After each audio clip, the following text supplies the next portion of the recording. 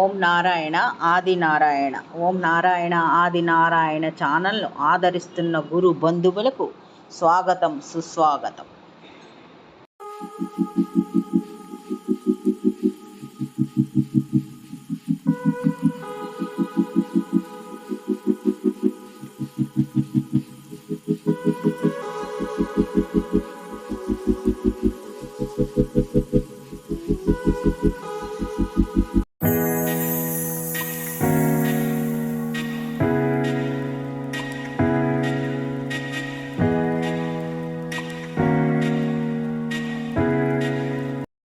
ఓం నారాయణ ఆది నారాయణ. ఓం శ్రీ భగవాన్ వెంకయ్య స్వామి. నేను ఆశ్రిత జన రక్షకుడు, ఉదయన జన బాంధవుడు, అవధూత శ్రీ భగవాన్ వెంకయ్య స్వామి వారి పాద పద్మములకు నా ప్రణామం. సమస్త సగుణ రూప నిర్గుణ రూప గురుదేవుల పాద పద్మములకు నా నమస్సుమాంజలి.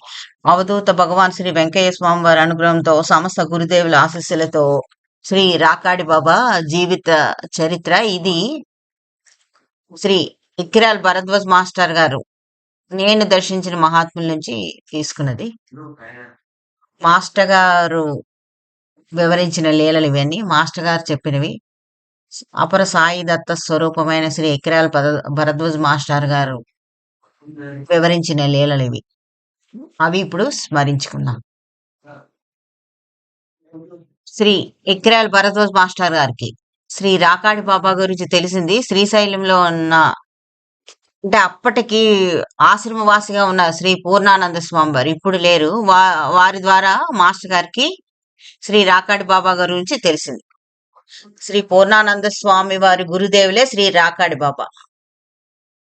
అంటే ఈ గ్రంథము శ్రీ మాస్టర్ గారు రచించేటప్పటికి పూర్ణానంద స్వామి వారు అక్కడ ఉండేవారు శ్రీశైలంలో. వారు వివరించిన లీలలు ఇవి. ఈ విధంగా వివరించారు. మీరు మాస్టర్ గారు ఉద్యోగానికి రాజీనామా చేసిన తర్వాత జిల్లెళ్ళమూడిలో కొంతకాలం ఉన్నారు. అక్కడ ఉన్నప్పుడు అక్కడ వీరికి సాయి బంధువు, ఒక గురు బంధువు అన్నమరాజు రామకృష్ణారావు గారు అనే బంధువు కలిశారు. వారు చెప్పిన వివరాలు వీరికి. వారు ఈ రామకృష్ణారావు గారు కొన్నాళ్ళు శ్రీశైలంలో కొన్ని రోజులు అక్కడ ఉన్నట్టుగా చెప్పారు వీరితో. ఆ సమయంలో ఈ అన్నమరాజు రామకృష్ణారావు గారికి పూర్ణానంద స్వామి శిష్యులైన శ్రీ సాయి రమణానంద కలిసినట్టుగా చెప్పారు.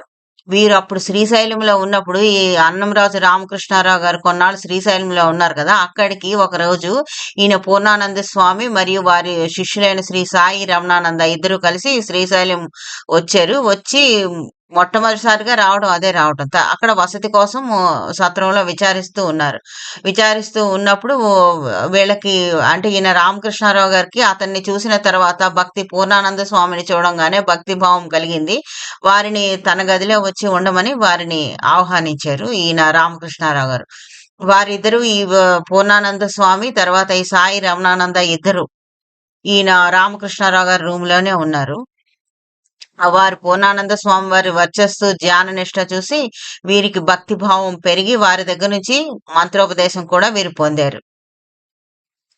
తర్వాత వీరు జిల్లెళ్ళమూడిలో స్థిరపడినప్పుడు వారి గృహప్రవేశానికి పూర్ణానంద స్వామిని ఆహ్వానించారని చెప్పారు వీరితో, మాస్టర్ గారితో. తర్వాత మాస్టర్ గారితో వీరు ఇలా చెప్పారు, దర్శనం మీకు జిల్లెళ్ళమూడి అమ్మ వద్దే లభిస్తుంది అని కూడా చెప్పారు.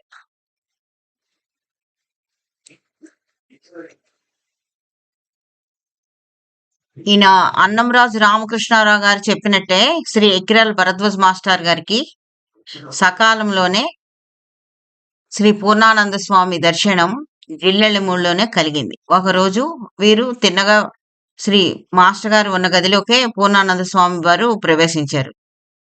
వారితో కూడా వచ్చిన సాయి రమణానంద గారు స్వామివారి గురించి వీరికి వివరాలు చెప్పారు. ఆ వివరాలు ఇలా ఉన్నాయి.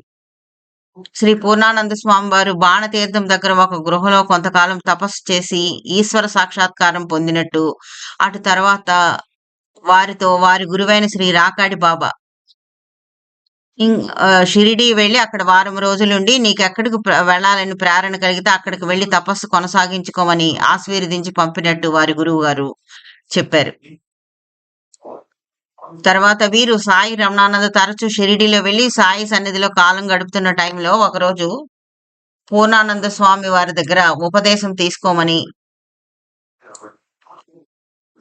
శ్రీ సాయినాథుల వారు వీరికి ఉపదే ఒక స్వప్న దర్శనం ఇచ్చి చెప్పారు. అదే విధంగా పూర్ణానంద స్వామికి కూడా ఆ స్వప్న ఆదేశం ఇచ్చారు. దివ్యమైన ఆదేశం. అంటే వీరికి మంత్రోపదేశం చేయమని.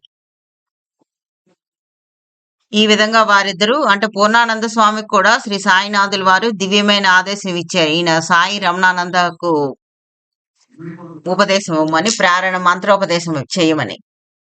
ఈ విధంగా వారిద్దరూ గురు శిష్యులై శ్రీ సాయినాథుల వారి ప్రేరణను అనుసరించి శ్రీశైలం వచ్చి అక్కడ అటకేశ్వరంలో ఆశ్రమం కట్టుకుని వారు ఉన్నారు.